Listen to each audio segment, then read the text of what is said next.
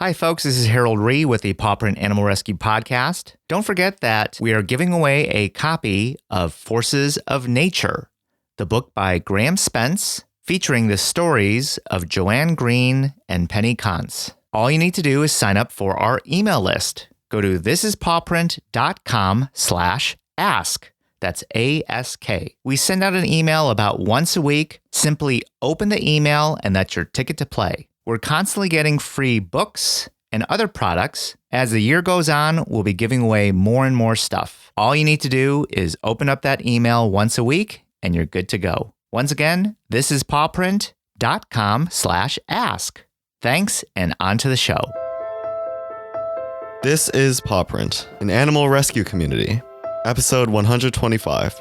I'm Dylan Ree. And I'm Harold Ree. Today's guest is the talented Deanna Sanvi. It's a lot cheaper for us to keep a dog in their home and spay and neuter them and vaccinate them and even put a microchip in them than it is to rescue a dog. Even with the adoption fee we get when we adopt them out, we're losing money. Deanna Sanvi volunteers with Gateway Pet Guardians in East St. Louis.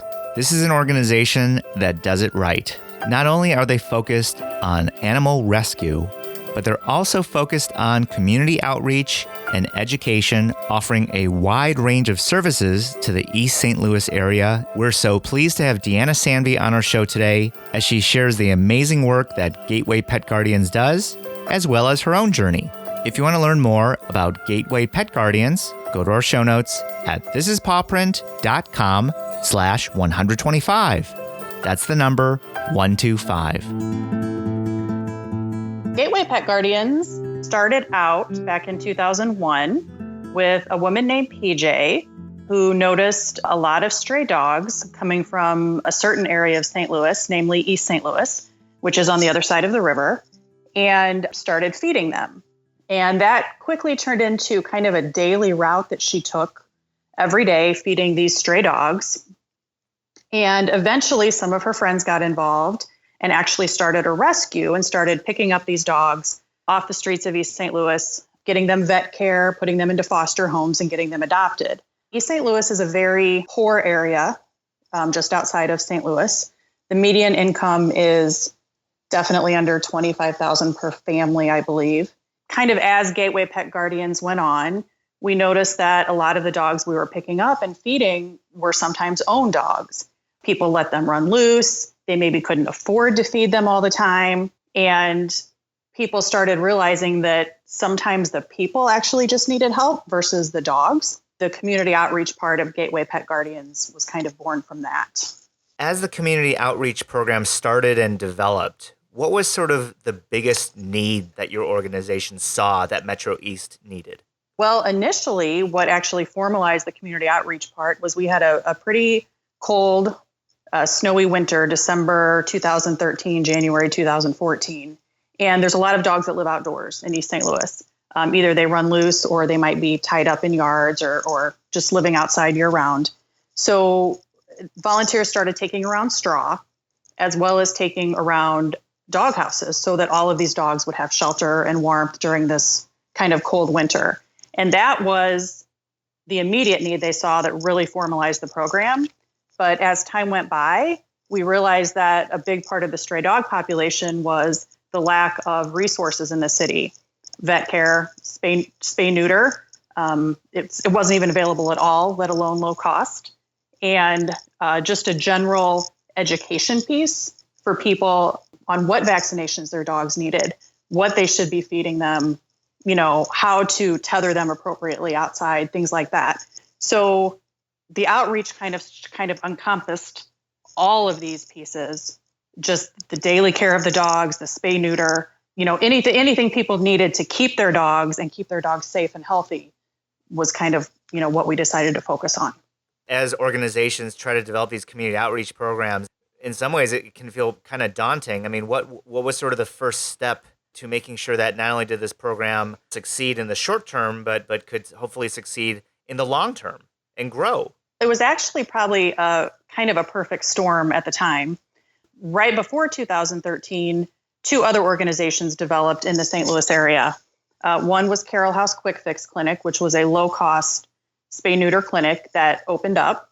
And the other thing was the State Pet Food Pantry, which was a food resource for people. But one of their stipulations was if you came for food assistance, you had to have proof that all of your pets were spayed or neutered.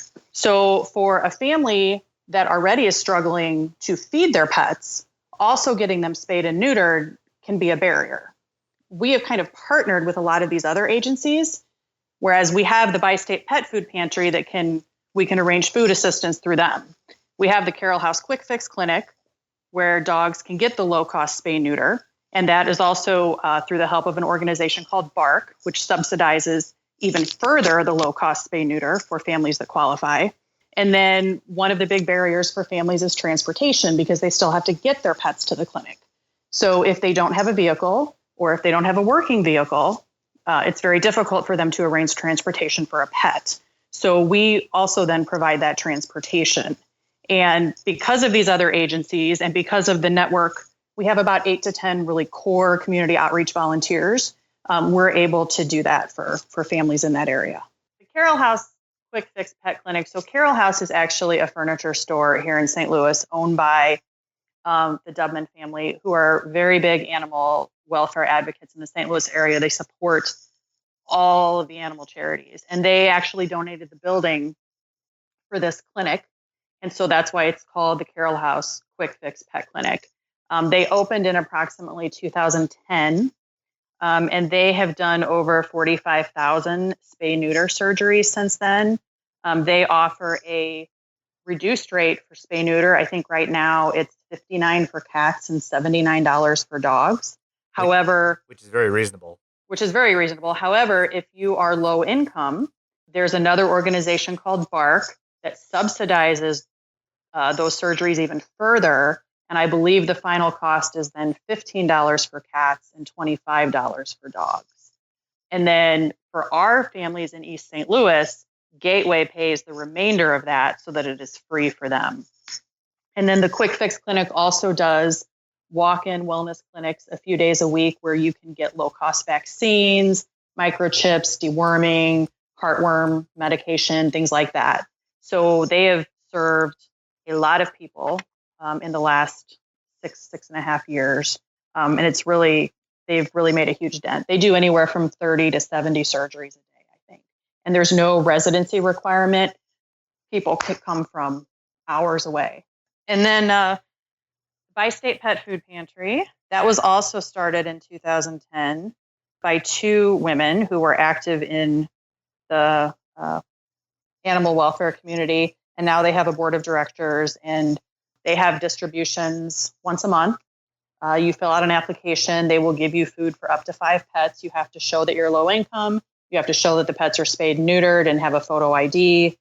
You show up on that given day and they will give you food, which is very, very helpful for people because, one of the number one reasons for relinquishing a pet to a shelter is if you can't take care of it anymore. And if you can get some assistance with food, assistance getting the spay, neuter, the vaccinations and things like that, it again keeps pets in their homes. And so we work really closely with all of those agencies. And it's a huge piece that I think no one focused on before. You had a lot of rescues, basically just rescuing dogs. And again, that's not going to solve the bigger picture. That's an amazing number of services that you provide. How many people can you serve in, let's say, a given month?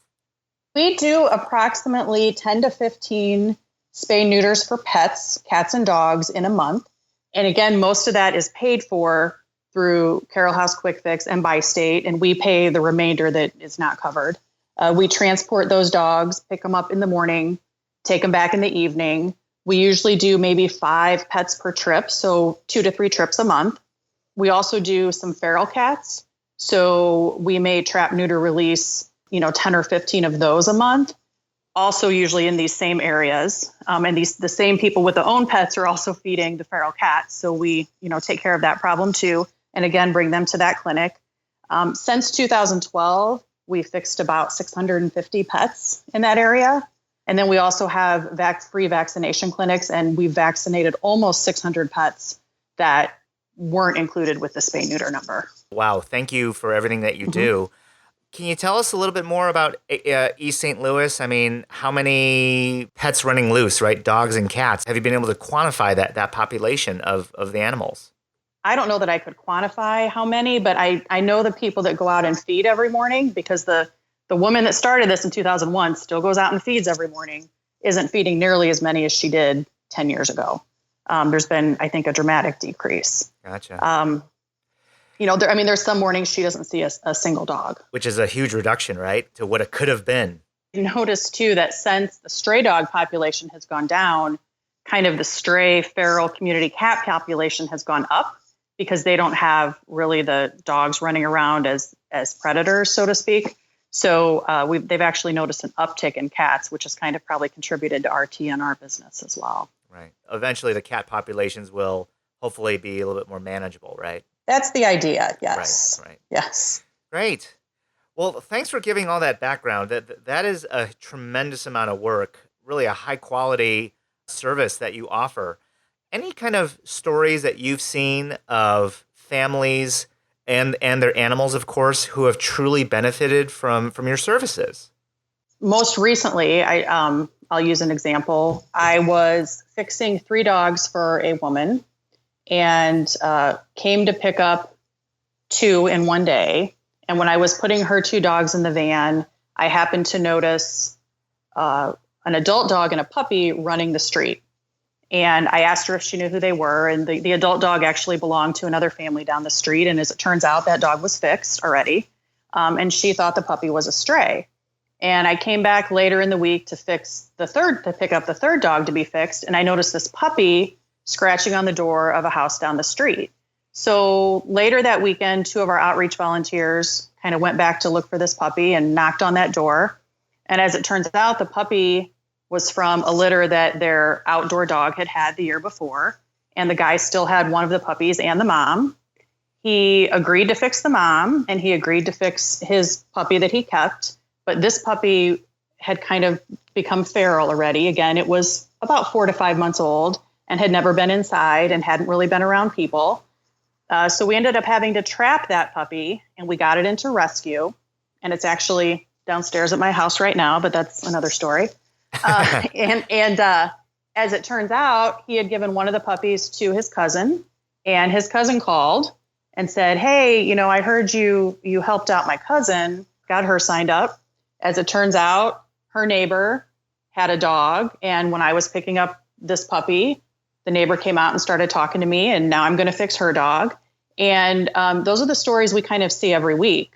Most all of my referrals now come from word of mouth. People will call me up, or they'll see me on the street. "Oh, I heard you helped out my neighbor," or, my granny told me that, you helped her dog. I've got a dog at home, or I've got a cat at home. And it's just really heartwarming to see that kind of message getting around the neighborhoods and getting around the city. I think initially we had to work really hard to build up trust in the community. Up until we really started doing the outreach, if anyone in the community knew about us, they knew that we were the people that picked up the stray dogs, and the people that occasionally might pick up their dog because we think it's stray. And that's not really the reputation we necessarily want. We want people to trust us, and we want them to help us, and we want to be able to help them. And I think in building up that trust, the program has kind of grown itself, if that makes sense. Oh, absolutely. Right. Yeah. As you said, I mean, if you can build up that trust, right, the word starts to spread. Right. And, I still occasionally have someone that is really worried I'm not going to bring their pet back, that they think this might be a scam. And, I just really want to take their cat, or I just really want to take their dog and give it to somebody else. But that's fewer and far between than I think it was initially. Okay. Initially, people are very skeptical. You want to do what? For free? Why? What's the catch? What's the catch? Or they've had people say they're going to help them before, and they don't follow through.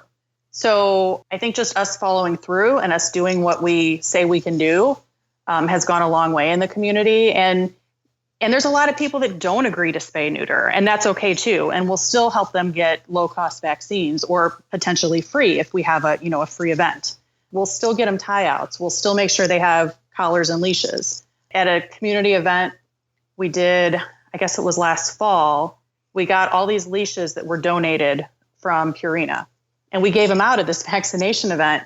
And it's the coolest thing when we're driving through the city to actually see people walking their dog down the street with these leashes. I mean, people are using them and clearly they need them. So that's our advertisement right there. And that's how our word spreads. Plus, isn't part of Purina based in St. Louis? Yes, is headquartered in St. Louis. Okay. All right. Yeah. Well, we're speaking to Deanna Sanvi with Gateway Pet Guardians.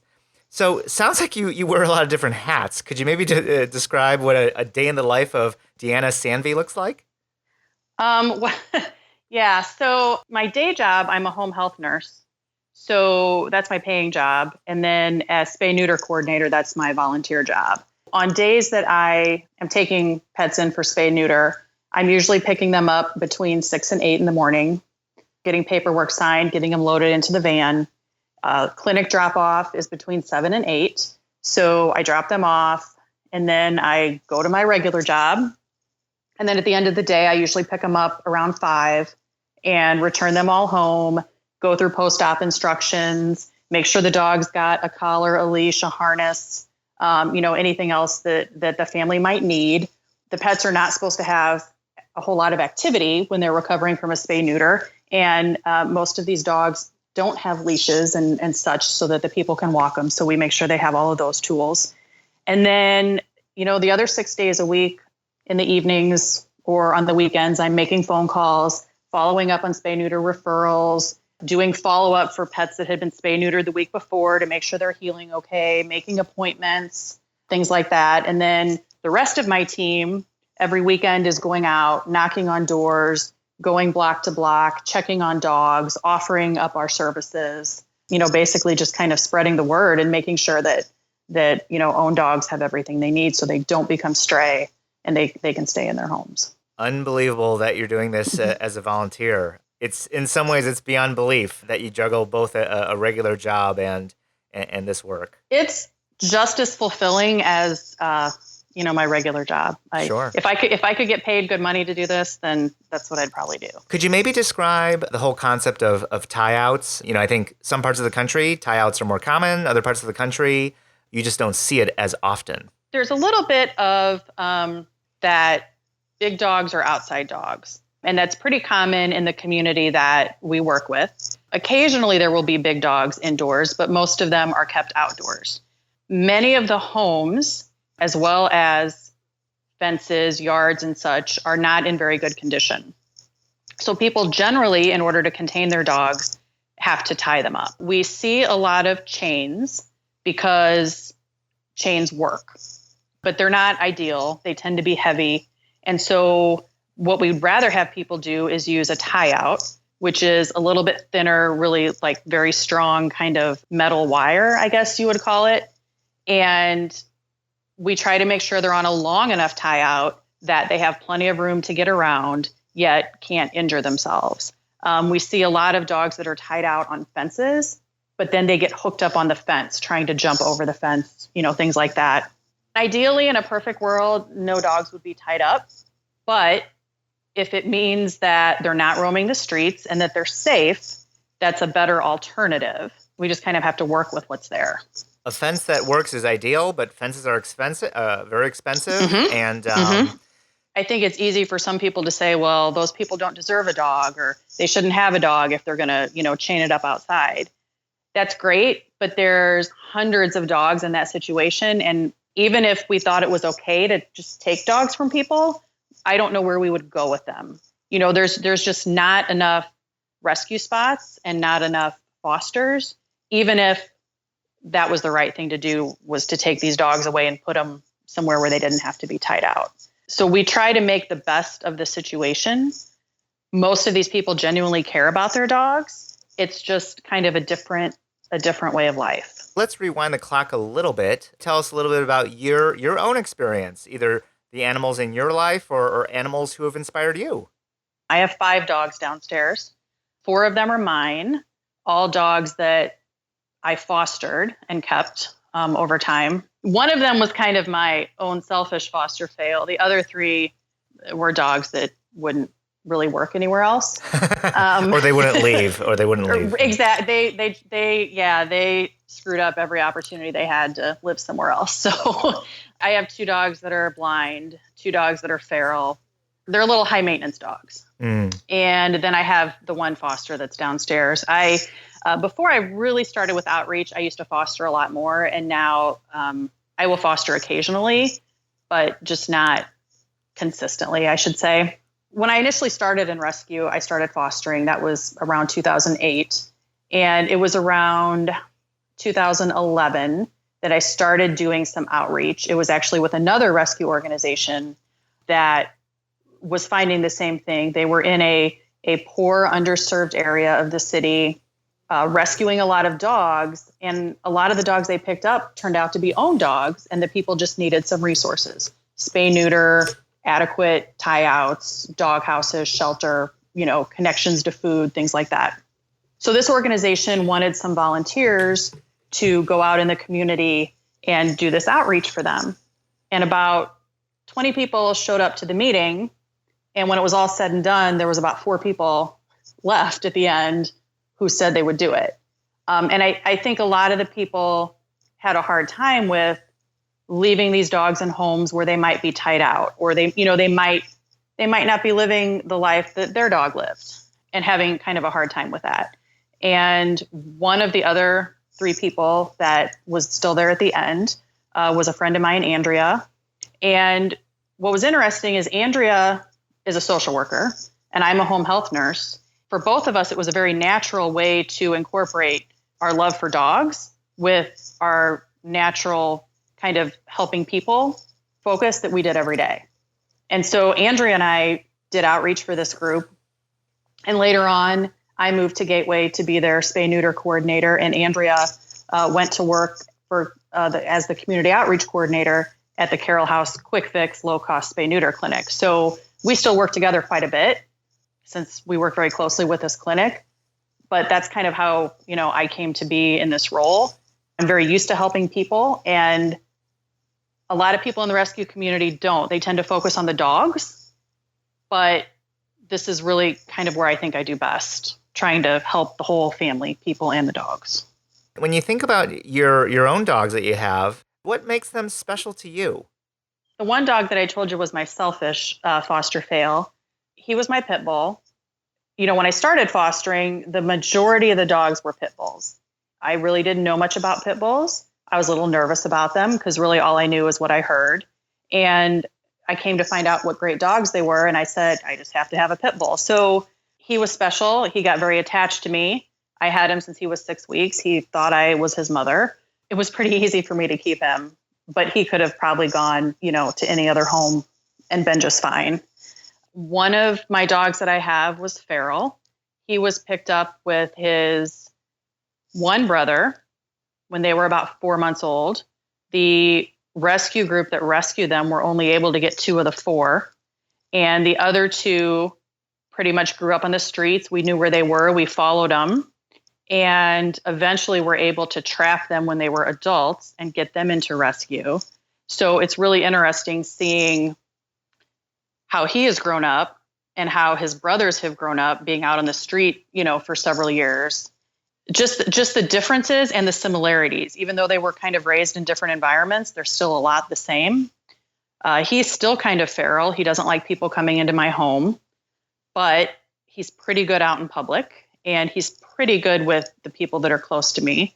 So I just put a lot of work into him, and I would have been okay with him going somewhere else, but he wasn't okay with that. So I did what was best for him. And so he stays with me. I mentioned I have 2 blind dogs. The big blind dog I have is also feral. He came from a family in East St. Louis that 2 of our outreach volunteers met. It was an older woman. She had puppies in her backyard. They knocked on her door and asked her about the puppies and, did she have homes for them? They were kind of running around the backyard, and she said, puppies? There's no puppies in my backyard. What are you talking about? Well, as it turns out, there were puppies in her backyard, and she was kind of in the early stages of dementia. She had, I think, 7 adults and 3 puppies in the backyard. And over time, we were able to get her and her extended family to let us take all the dogs because she was not taking care of them and was not going to be capable of taking care of them, even with our assistance. And the dogs kind of got ferreted out to a couple different rescues. And this particular dog went with a friend of mine who runs another rescue, and she called me up probably about 3 weeks after she got him and said, he's really, really tough. He doesn't move around. I haven't been able to get him to come around at all. I mean, we know he's feral, but could you try working with him and see what you can do? I've had other feral dogs, and I said, sure. She brought him over, and within about 10 minutes, I realized that he was blind as well. He was walking against the walls, and he would kind of run into things or fall if the flooring changed. So I've done a lot of work with him, and he's very comfortable in my home, but he's never, ever really going to be comfortable anywhere else. It would probably take months and months and months for that. So again, I think he's going to be happy here versus going anywhere else. He's never going to really want me to pet him. I can pet him if I corner him, but he won't come to me for pets. But he knows that I feed him, and he knows where his crate is, and he knows every inch of the backyard and the house. And he's got a really good routine, and he's that, that's going to be what's best for him. So he'll stay here. And then I have a blind and deaf pug with no teeth that pretty much runs the show. As they always do, right? As they always do. She has no teeth to back up anything she does, but they all just bow down to her. She's old. She was rescued when she was old. She needed a lot of medical care. And she came to me half blind. She had sight in one eye, and then she later lost that sight. And I really thought that was the end of her, but no, she continues to truck along and gets all her needs met and makes sure everybody else stays in line. So she's here to stay too. I need her. Okay. So much to talk about, right? Where do you find the resources? I know you have the partnerships with the Bi-State and Carroll House, but where do you find the resources? Well, it's tough. I definitely can't say that we've got the necessary funding in place because it's a day-to-day thing all the time. In terms of the actual cash we need, that's mainly paying our spay, neuter, vaccination, all of those kind of bills. From the general rescue, we have, a percentage that goes to outreach. We're trying at this point to apply for more grants and things like that just to fund specifically our outreach efforts. We also have, if people don't want to donate money to us, we have a whole Amazon wish list for things like dog houses, tie outs, collars, things like that. So people can actually donate items versus cash. And of course, we take used dog houses. We take used collars and leashes and harnesses that are all in working condition. Funding for any nonprofit, funding is always an issue. And it's something we need to do more of. It's a lot cheaper for us to keep a dog in their home and spay and neuter them and vaccinate them and even put a microchip in them than it is to rescue a dog. Right. And, even with the adoption fee we get when we adopt them out, we're losing money. So it's just all a part of it. We're speaking with Deanna Sanvi of Gateway Pet Guardians. How do you deal with compassion fatigue, burnout? Especially if you have a family you've really been working hard with for a long time and things still don't work out the way you'd like them to in the end. We've had a few of those cases recently. A lot of it is encouraging each other to take breaks, especially when things are going very well and you have a lot of momentum and you want to be out there every single weekend doing this kind of work. You're gonna crash at some point because you're gonna have a bad day. One of the things that somebody said to me recently outside of this volunteer job was, don't let perfection get in the way of good work. And I think at the end of the day, you have to concentrate on what you've done well and not focus on the things that haven't gone your way, because I'm not going to convince everyone to spay and neuter their dog.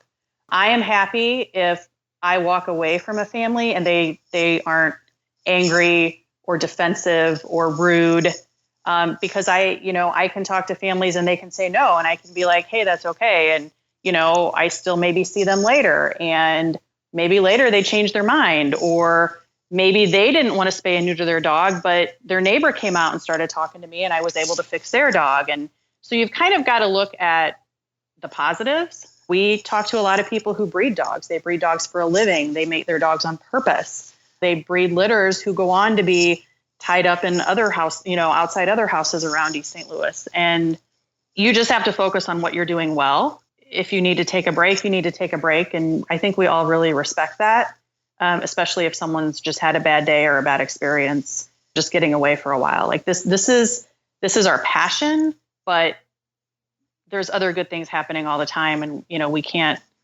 we can't drown in the bad parts. You're a home health nurse. Before work, you do you play the role of volunteer. After work, you play the role of volunteer. Ultimately, why do you do what you do? I feel like giving back to people. I mean, it's just really I guess I feel it's what I have to do in life. I feel like everyone should want to do that, but that's clearly not the case. I love animals, and it's what I've devoted a lot of my life to. And I think this is a way that I can help people and animals. And it's really important. I have almost all of my friends are involved in rescue or outreach or, something like that. So pretty much my social life is this. Not all the time. I have other things that I do. So I'm not always volunteering, but just a big part of my social circle is in the same rescue circle, if that makes sense. How do folks find Gateway Pet Guardians, either online or through social media? Well, we are on Facebook under Gateway Pet Guardians, and they usually post multiple times a day, and it might be about rescue or foster or adoption, or it might be about outreach. We post a lot of outreach stories. And then online, you can find us. It might be gatewaypets.com. It's gatewaypets.com. That's our website. But if you go to our Facebook page, you'll see a lot of outreach stories, especially, we find dogs and we reunite them with owners. We're really trying to push the microchips because that gets dogs back to owners really quickly.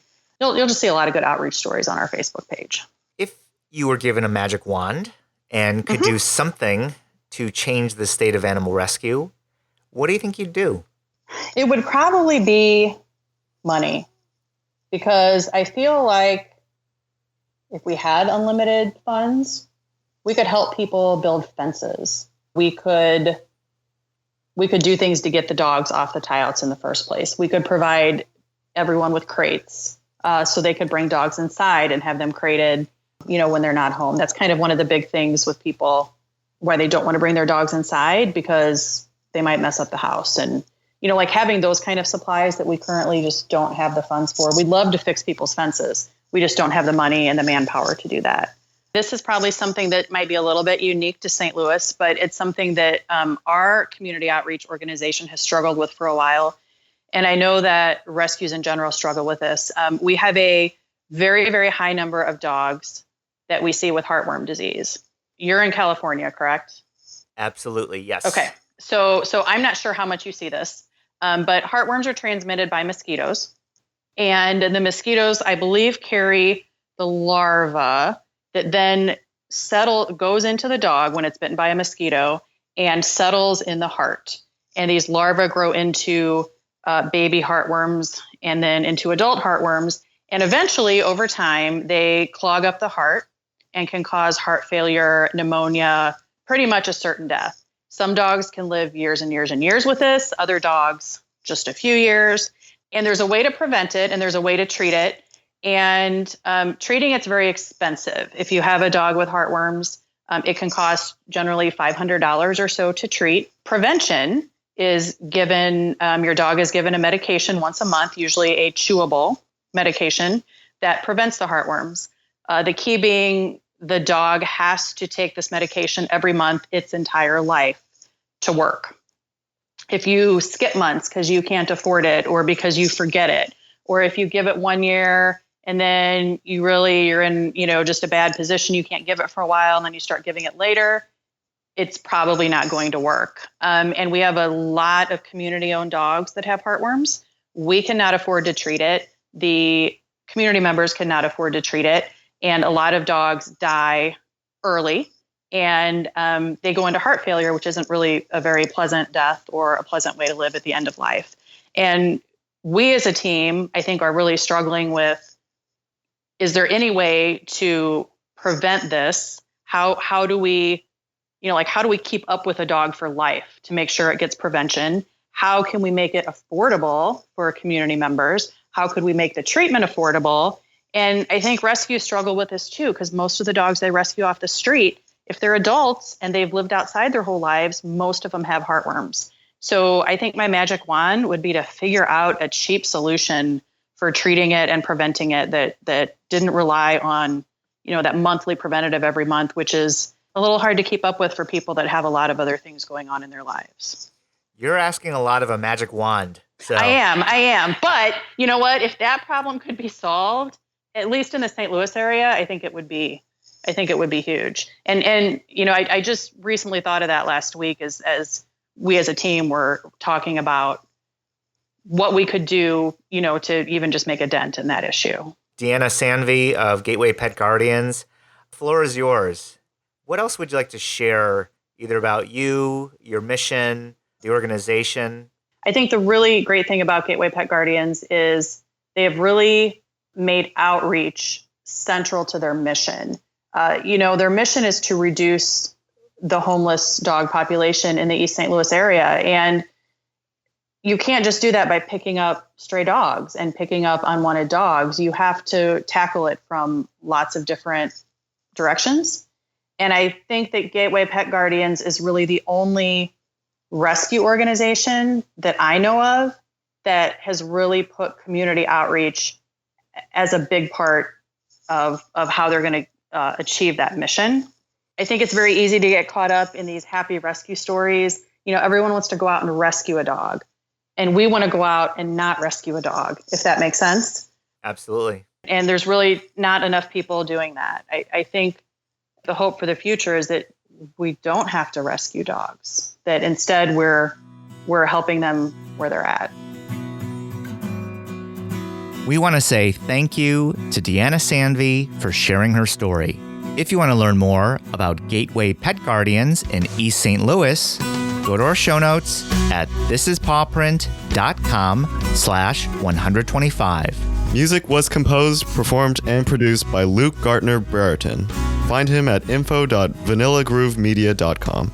If you want to listen to more episodes of Paw Print, you can find us on your favorite podcast app, such as Apple Podcasts, also known as iTunes, SoundCloud, and Podcast Addict on your Android phones. Search for Paw Print Animal Rescue and make sure to hit the subscribe button to get the latest episodes immediately. You can also meet me or Nancy on social media. You can find us on Facebook, Instagram, or Twitter. Search for This Is Paw Print, all one word. We just want to say thank you to all of you for sharing Paw Print with your friends and family. We've been listened to in over 120 countries and territories around the world, and we couldn't have done it without your support. So thank you. And remember, you spread a positive message of love and peace by saving an animal. Have a great day, everyone, and see you next time on Paw Print. Is a production of EVER Education. You can't handle the truth.